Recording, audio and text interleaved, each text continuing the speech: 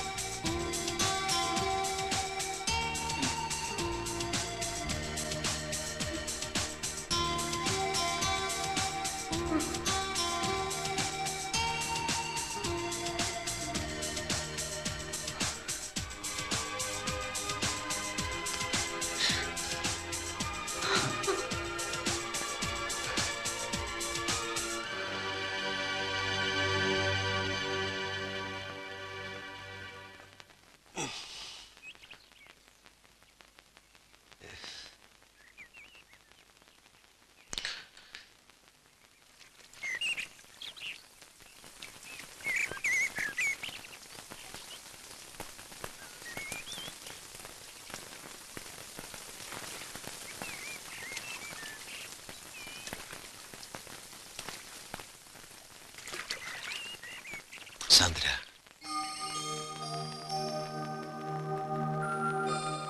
Sorry Sandra, sorry. നിന്നെ കിട്ടിയില്ല, മന്ത്ര കൂടി തന്നില്ല. പക്ഷേ ഈ കഴിഞ്ഞ രാത്രി മുതൽ നീ എന്റെ മണവാട്ടിയാണ്.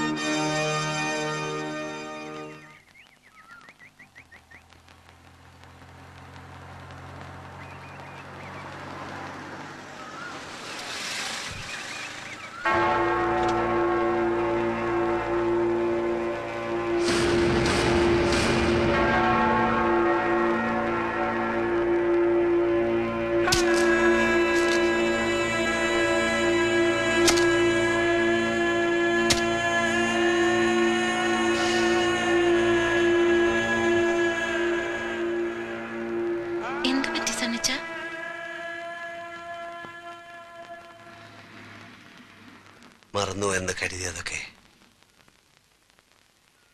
ഞാൻ ഓർത്തുപോയി. അപ്പച്ചന്റെ മരണത്തെ കുറിച്ച് മരിച്ചതല്ല, കൊന്നതാണ്. കൊന്നത്.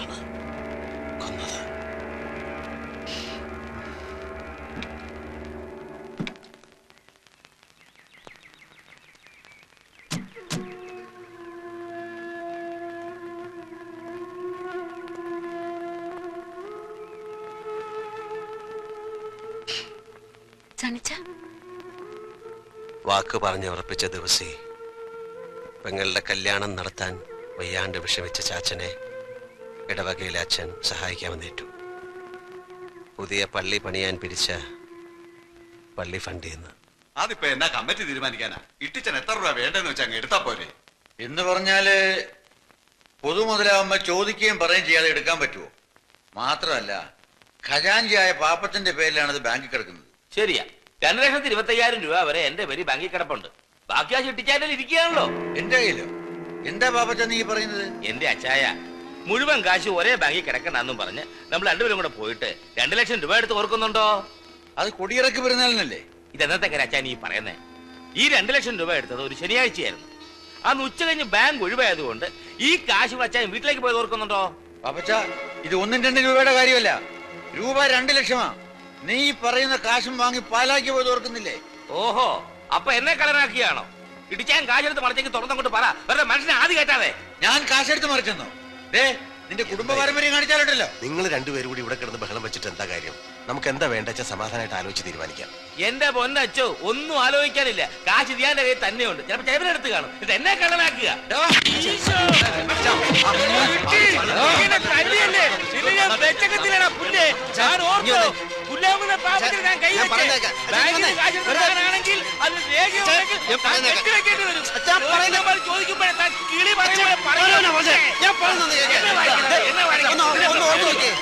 കള്ളം പറയത്തില്ല അച്ഛൻ എന്തോ തെറ്റ് പറ്റിയതാ. ശരിയാണ്, തെറ്റ് പറ്റിയത് എനിക്കാ. നിന്റെ അപ്പന്റെ പള്ളിക്കച്ചെടുത്ത് ഞങ്ങൾ കൊടുത്തു. അതാ ഞങ്ങൾക്ക് പറ്റിയ തെറ്റ്. കല്യാണം അറിയുന്നവരൊക്കെ പിന്നെ നടത്താം. പെണ്ണ് കഴിക്കാനും വീട്ടിൽ നിൽക്കട്ടെ. അവളോടും പാടാ കാശുണ്ടാക്കാൻ വല്ല വഴി നോക്കാൻ.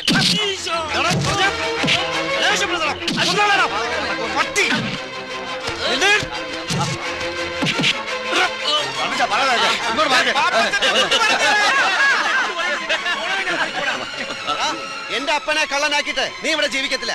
അടുത്ത പള്ളി കമ്മിറ്റിക്ക് മുമ്പ് കാശ് ഇരയെ കൊടുത്തില്ലെങ്കിൽ അടുത്ത പെരുന്നാളിനെ കാണിക്കത്തില്ല. ഓടാ പുല്ലേ.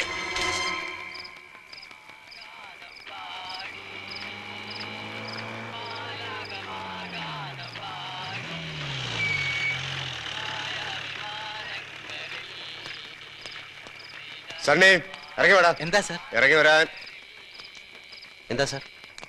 നീ ആരാടാ? പാലമറ്റത്തെ രാജകുമാർ. കാര്യം എന്താണെന്നാണ് ചോദിച്ചത്. നീ അറിയേണ്ട കാര്യമാടാ.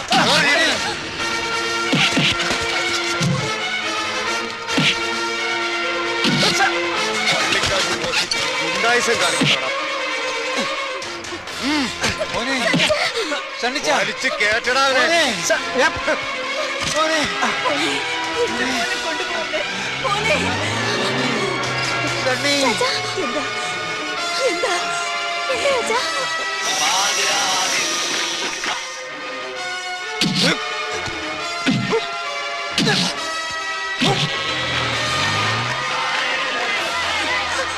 കർത്താവേ, റോഡ് ബ്ലോക്ക് ആയല്ലോ.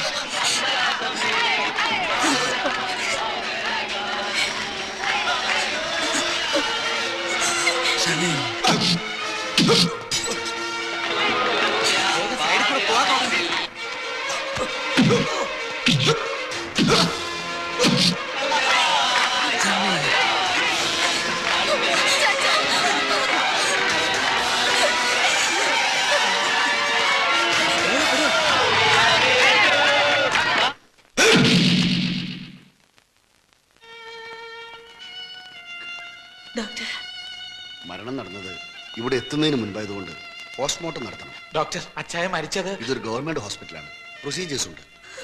പിന്നെ എന്തെങ്കിലും കോംപ്ലിക്കേഷൻസ് വന്നാൽ അത് ഒഴിവാക്കാനാ.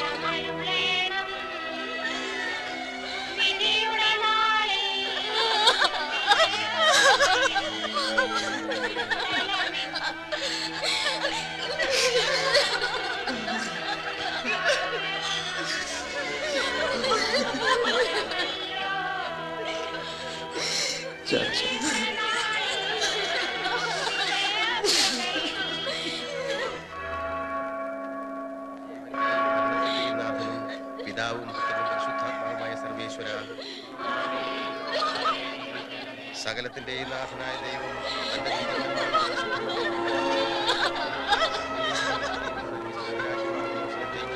ഇയാളെ പ്രവേശിപ്പിക്കുവാനാകട്ടെ.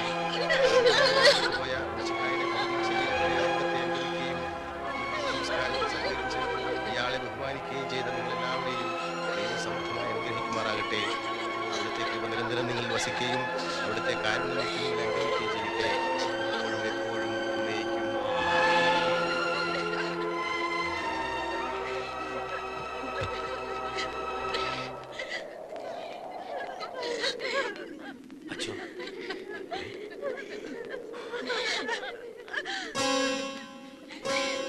പാപ്പച്ച, ഇത് ഇട്ടിച്ചന്റെ മരണം ആത്മഹത്യയാണെന്നുള്ളതിന്റെ പോസ്റ്റ്മോർട്ടം റിപ്പോർട്ടാണ്.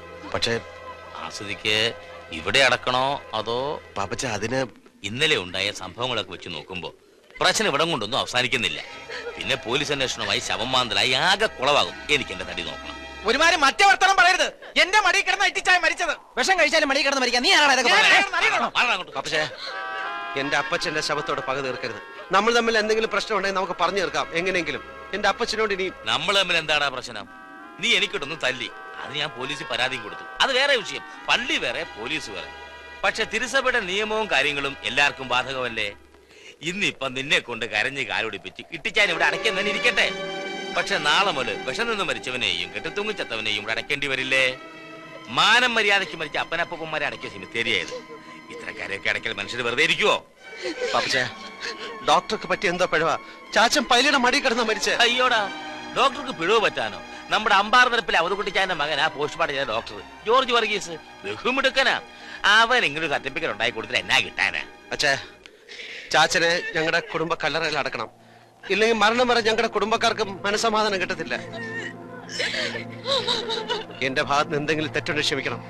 കുമുസാരോ മാനസാന്തരമൊക്കെ പിന്നെയാവും. പള്ളിക്കാർ ഇട്ടിച്ചാന്റെ പേരില് സാമ്പത്തിക ക്രമക്കേടിന് കേസ് കൊടുക്കാൻ പോകുന്ന സ്ഥിതിക്ക് നാളെ ആരെങ്കിലും ഞാൻ തല്ലിക്കൊന്നും പറഞ്ഞ് പോലീസ് കേസ് കൊടുത്താലോ?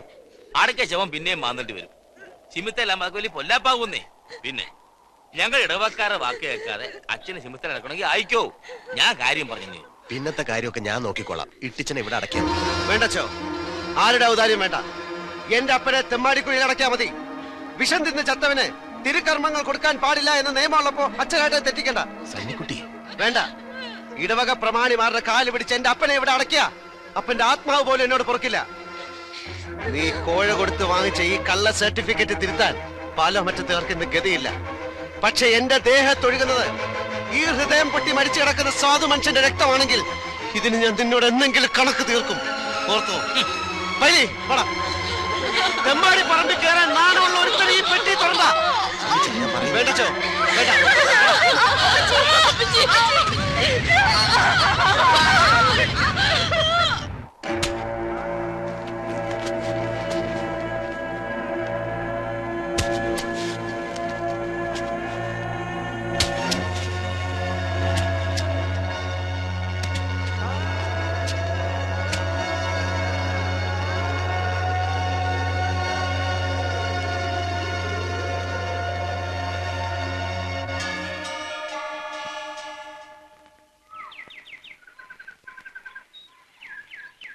പാലോമറ്റത്തെ ചാവടിയിൽ എൻ്റെ അമ്മച്ചി ദിവസങ്ങളോളം ജലപാനമില്ലാതെ കിടന്നു.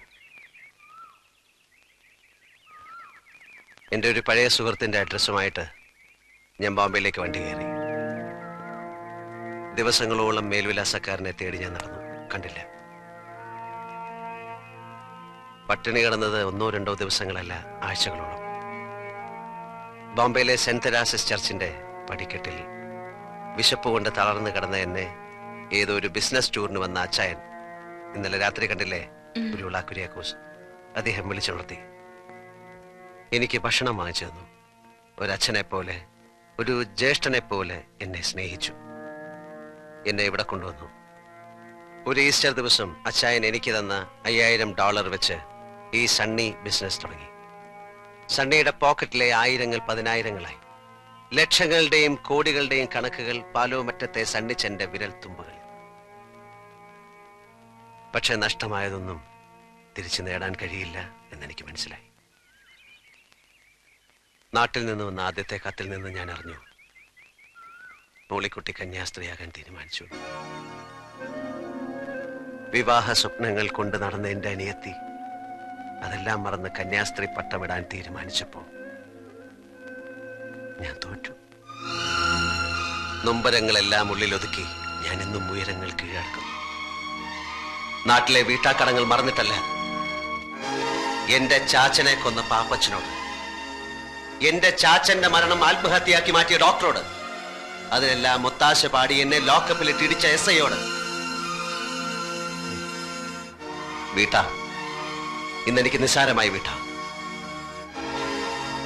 പക്ഷെ എനിക്ക് ഒരു വിലങ്ങ് കാത്തിരിപ്പുണ്ടാവും. ഇനി അതുകൂടി കാണാൻ എൻ്റെ അമ്മച്ചിക്ക് ത്രാണി ഉണ്ടാവില്ല. പിന്നെ സാന്ദ്ര, നിനക്ക് വേണ്ടിയും ഞാൻ ഈ കടങ്ങളൊക്കെ അവധിക്ക് വെക്കുന്നു. സണിച്ചായ, ഞാനിവിടെ ഇറങ്ങിക്കോളാം.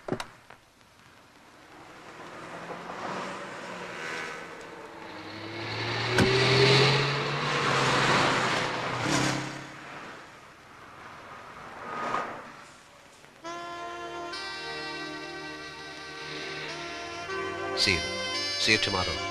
നാളെ ഞങ്ങൾ വരുന്നുണ്ട് നിന്റെ പപ്പയെ കാണാൻ. കണ്ട് കല്യാണം ഉറപ്പിക്കാൻ. ബൈ.